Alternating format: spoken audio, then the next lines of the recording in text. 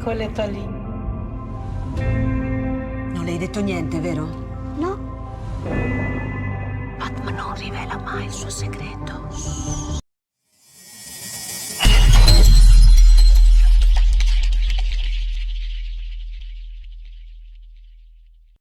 Movie शुरू होती है और हमें एक प्रेग्नेंट लेडी दिखाई जाती है जिसका नाम नतालिया होता है और तब ही उसकी डिलीवरी का टाइम भी आ चुका होता है और उस वक्त नतालिया की मदर अलीना भी उसके साथ होती है। नतालिया की तबीयत खराब होना शुरू हो जाती है और उसकी माँ फौरन उसे हॉस्पिटल ले जाती है, लेकिन रात काफी हो चुकी होती है और एक नर्स होती है जो उसकी डिलीवरी कर देती है और नतालिया का बच्चा पैदा हो जाता है। लेकिन सब उस बच्चे को देखकर काफी हैरान और परेशान हो जाते हैं क्योंकि उन लोगों को उस चीज पर यकीन नहीं आ रहा था जो वो देख रहे थे, क्योंकि बच्चा पैदा होते ही हवा में फ्लाई करना शुरू हो जाता है। नतालिया भी ये देखकर काफी हैरान हो जाती है और वो अपनी मदर को कहती है कि हमारे यहाँ एक एंजल बच्चे की पैदाइश हुई है। लेकिन नतालिया की मदर एक समझदार और एक्सपीरियंस लेडी होती है और वो फौरन समझ जाती है कि बच्चा अब नॉर्मल है और ऐसा ही होता है क्योंकि वो बच्चा विदाउट ग्रेविटी पैदा होता है। वो लोग काफी पुअर प्रोटेक्टेड लोग होते हैं और फौरन हॉस्पिटल को छोड़कर चले जाते हैं, जबकि नर्स उन्हें काफी समझा रही होती है कि अभी उनके जाने का टाइम नहीं हुआ, लेकिन वो उसकी नहीं मानते और अपने घर आ जाते हैं।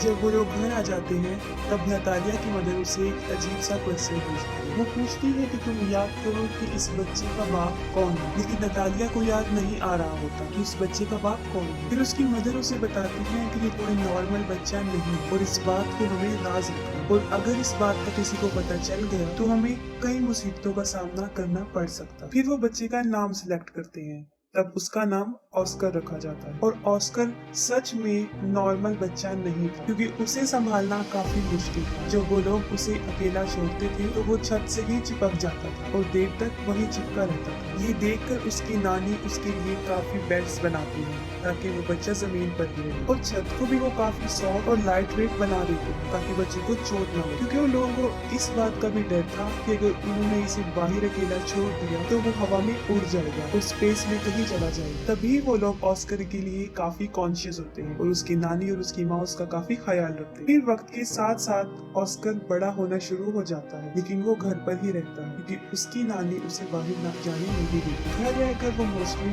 टीवी पर सुपरमैन के कार्टून्स देखा करता था और वो खुद भी इमेजिन करता था कि वो भी एक सुपर हीरो। फिर ऑस्कर कई दफा अपनी मदर नतालिया से ये पूछता है कि वो लोग उसे बाहर जाने क्यों नहीं देते, लेकिन वो उसकी बात को इग्नोर कर देती। ऑस्कर खिड़की से बाहर कई दफा लोगों को देखता रहता था और अपने जैसे बच्चों को भी जो स्कूल जा रहे थे और हसरत भरी निगाहों से खेलते हुए बच्चों को देखता था और आजाद जिंदगी को बहुत मिस करता था। वो ये सोचता था कि वो शायद हमेशा के लिए यहाँ कैद में ही रहेगा। फिर एक दिन ऑस्कर घर की एक कैद से तंग आकर खिड़की से बाहर जाने की कोशिश करता है, लेकिन उसकी नानी उसको देख लेती है और वो काफी गुस्से में आ जाती है। ये इंसिडेंट देखने के बाद उसकी नानी सारी विंडोज को सील कर देती है और ऑस्कर को समझाती है कि वो कभी भी इस घर से बाहर नहीं जाएगा, ना उन बच्चों की तरह जो स्कूल जाते हैं, और वो घर पर ही रहकर पढ़े। ये सुनकर ऑस्कर की मदर काफी गुस्से में आ जाती है और कहती है कि कब तक हम इसको इस कैद खाने में रखेंगे, एक ना एक दिन इसने बाहर जाना है। फिर ऑस्कर की मदर उसके लिए एक जैकेट लेकर आती है जिसकी पॉकेट्स में वो 2 पत्थर रखती है ताकि वो उड़ ना सके। वो अपनी मदर की बात नहीं सुनती और ऑस्कर को बाहर ले जाती है और साथ में वो ऑस्कर को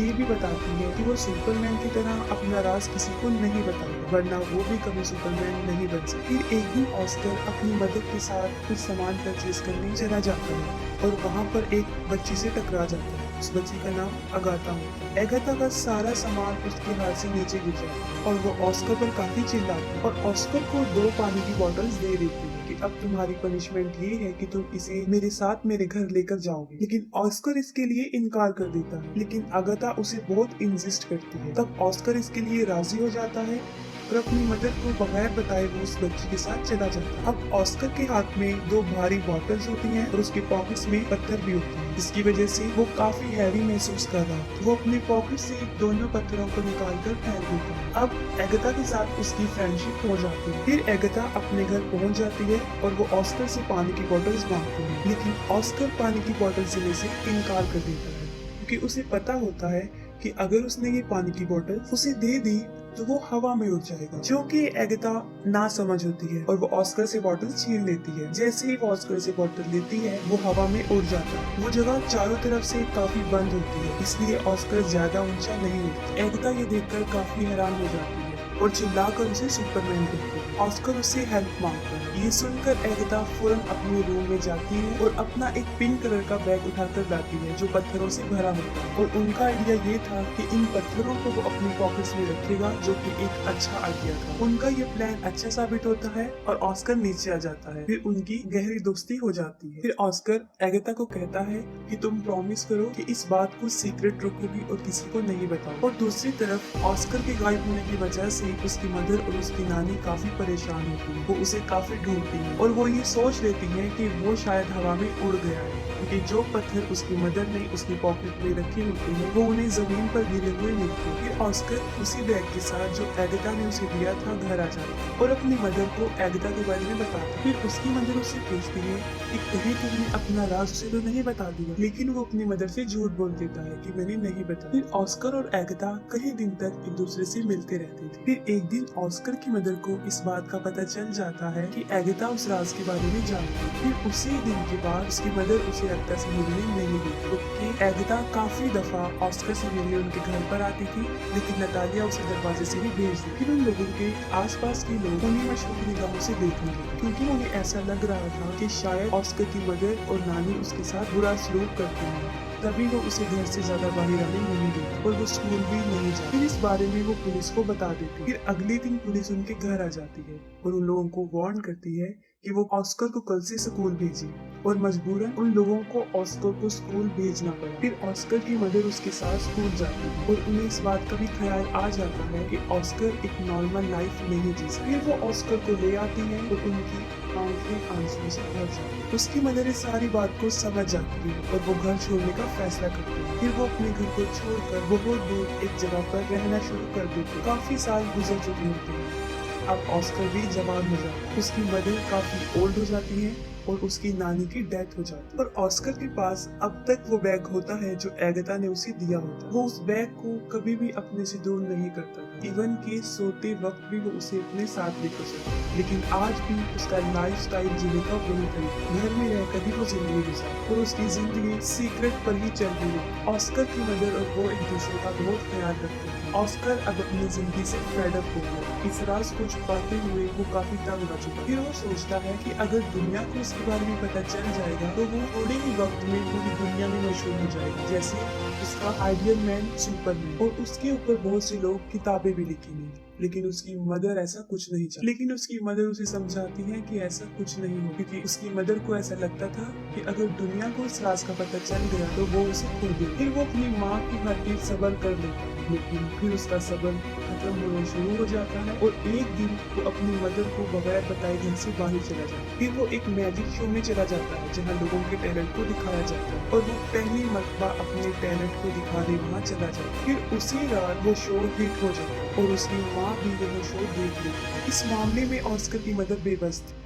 काफी लोग ऑस्कर को टीवी पर देख चुके होते हैं और वो फेमस भी हो चुका होता है। फिर अगले दिन वो एक आदमी जिसका नाम डेविड होता है उससे मिलता है और असल में वो आदमी कंटेंट एजेंट होता है। वो ऑस्कर को कहता है कि मैं तुम्हारी मशहूर होने में मदद कर सकता हूँ, हम बहुत बड़े शो ऑर्गेनाइज करेंगे जिससे तुम फेमस हो जाओगे। फिर वो ऑस्कर को एक बहुत बड़ा घर दे देता है जहाँ पर वो रह सके और उससे कॉन्ट्रैक्ट पर साइन भी करवाता है, क्योंकि ऑस्कर भी मशहूर होना चाहता था। वो दोनों मिलकर बहुत बड़े शो में जाकर अपनी परफॉर्मेंस दिखाते हैं और रातों रात ऑस्कर भी एक फेमस पर्सनैलिटी बन जाता है और बाद में ऑस्कर को नाम दिया जाता है द मैन विदाउट ग्रेविटी। वो लोग अपने काम में काफी इंजॉय कर चुके होते हैं और उन्होंने काफी पैसा भी कमा लिया होता है। लेकिन फिर एक दिन ऑस्कर को इस बात का रियलाइज होता है कि जो ड्रीम उसने बचपन में देखा था सुपरमैन बनने का, वो सुपर हीरो नहीं है, बल्कि वो तो एक कठपुतली बन चुका है जिसे लोग अपने इंजॉयमेंट के लिए इस्तेमाल करते हैं। कभी तो लोग उसे फोटोशूट में बुलाते थे और कभी किसी मैजिक शो। फिर आहिस्ता आहिस्ता उसे ये सब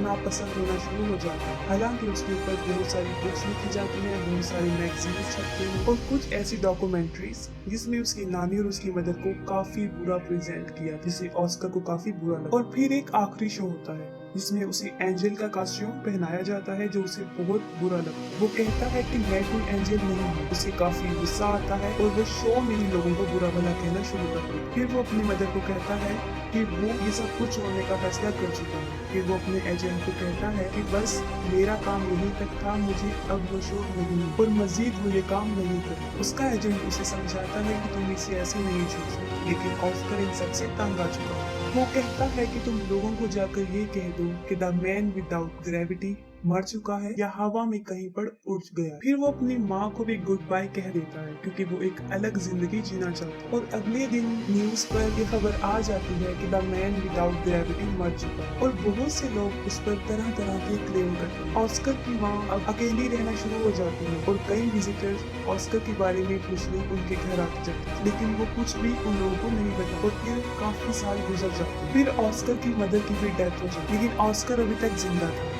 वो एक अलग लाइफस्टाइल से अपनी जिंदगी गुजारता है। उसने काफी बड़ी दाढ़ी रख ली थी और व्हील चेयर पर रहता था ताकि दुनिया को कभी भी उसके सीक्रेट का पता ना चले। वो अपना नाम भी चेंज कर चुका था और एक होटल में रिसेप्शनिस्ट की जॉब करने लगा। सब लोग उसके साथ काफी अच्छा ट्रीट करते थे और एक दिन उसकी बचपन की फ्रेंड एगिता उससे मिलती है। वो ऑस्कर को उस पिंक बैग की वजह से पहचानती है जो आज भी ऑस्कर के साथ था, जो उसे बचपन में उसने दिया था। और उस बैग की वजह से ही वो जमीन पर रहा और उसकी शादी भी नहीं हुई। वो दोनों एक दूसरे से मिलकर काफी खुश हो जाते हैं, लेकिन एगिता अपनी जिंदगी से सेटिस्फाई नहीं है क्योंकि अब एगिता का कैरेक्टर अच्छा नहीं है। उसका मकसद सिर्फ पैसे कमाना बन गया। वो काफी मरतबा कई मेल्स के साथ उसी होटल में आया करती थी जहाँ पे ऑस्कर था, जिसे देखकर ऑस्कर को बहुत बुरा लगता। ऑस्कर कई दफा अपने दिल की बात एगिता के सामने एक्सपोज करता है, लेकिन वो काफी बदल चुकी होती है और उसकी बातों को इग्नोर कर देती है। इस बात से साफ जाहिर हो जाता है कि ऑस्कर ने अभी तक उसे अपने दिल से नहीं रोका। एगिता के बदलने की वजह ये थी क्योंकि उसने काफी दुखों में जिंदगी गुजारी थी और ऑस्कर भी उसे छोड़कर चला गया। फिर वक्त के साथ साथ वो एक दूसरे को अंडरस्टैंड कर लेते हैं और दोनों शादी कर लेते हैं और फिर उसी घर में रहना शुरू कर देते हैं जहाँ वो बचपन में रहा करते थे। और यहाँ पर मूवी एंड हो जाती है।